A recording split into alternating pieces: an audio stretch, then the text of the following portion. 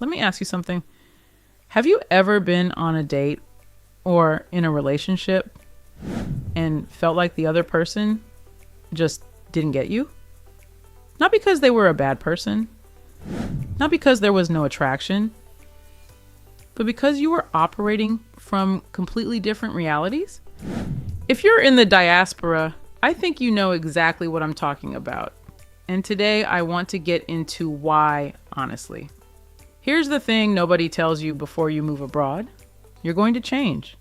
Not dramatically, not overnight, but slowly, quietly, you change.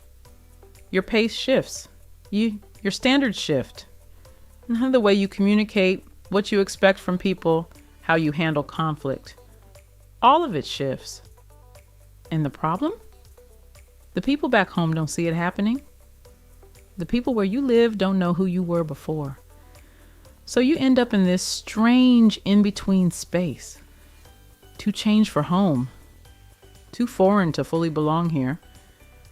And you're supposed to find love in the middle of all that? If you date someone from your host country, you're constantly translating, not just language. Culture, the way they express affection is different. Their relationship with family is different. What they find funny, how they argue, what they expect from a partner, different.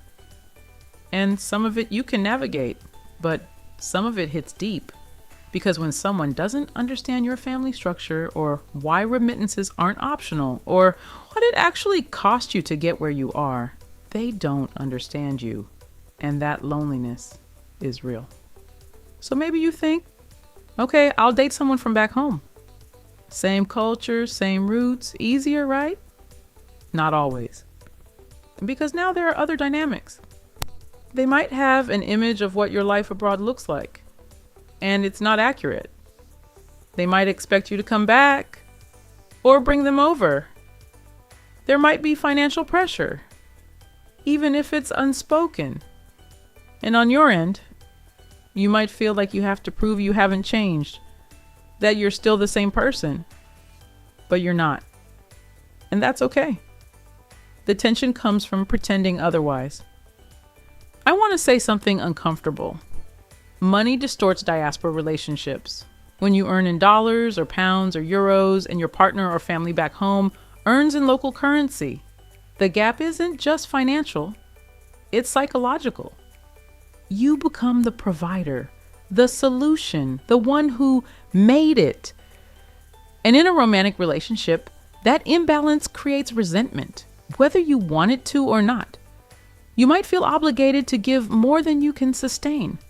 They might feel less than or dependent or like they can never fully stand beside you. Neither of you is wrong, but unless you name it, it will quietly destroy the relationship.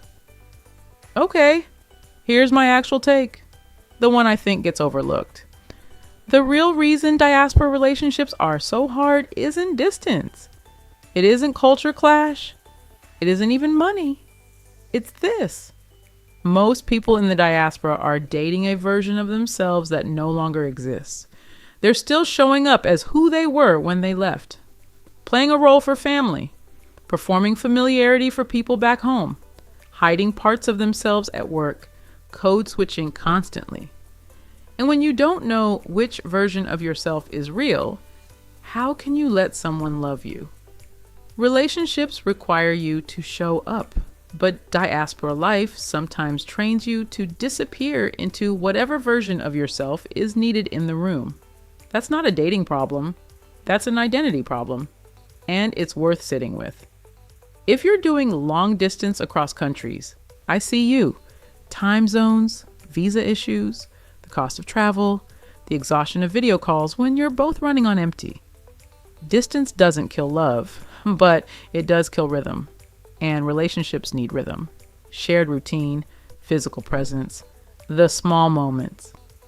If you're in this situation, the question isn't just, do we love each other? It's, do we have a real plan? And are we both committed to it? Love without a plan, across borders, slowly becomes grief. So what do you do with all of this? First, know who you are now, not who you were before you left. Not who your parents want you to be. who you actually are today. Because you can't find alignment with someone else if you don't have it with yourself. Second, be honest about what you actually need. Not what looks good, not what satisfies the family WhatsApp group. What you need. Third, stop treating your diaspora experience as a liability in dating.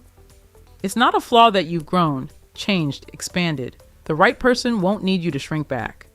Diaspora life gives you so much: opportunity, perspective, resilience, but it also asks a lot of you. And one of the things it asks that nobody prepares you for is to figure out how to love and be loved while you're still becoming yourself.